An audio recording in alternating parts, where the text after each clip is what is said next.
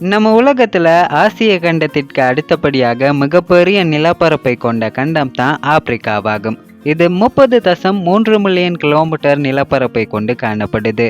இது பூமியின் மொத்த நிலப்பரப்பளவுல ஏறத்தாழ 20% ஆப்பிரிக்காவை 5 பகுதிகளாக, அதாவது வட ஆப்பிரிக்கா, கிழக்கு ஆப்பிரிக்கா, மத்திய ஆப்பிரிக்கா, தென் ஆப்பிரிக்கா, மேற்கு ஆப்பிரிக்கா என பிரிச்சிருக்காங்க. ஆப்பிரிக்காவுல மொத்தமாக 54 நாடுகள் இருக்காம்.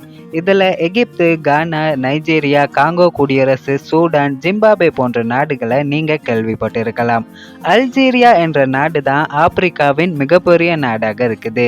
ஆப்பிரிக்கா முழுவதுமாக பல்வேறு இனக்குழுக்களைச் சேர்ந்த 1.4 பில்லியனுக்கும் அதிகமான மக்களும் இருக்காங்க.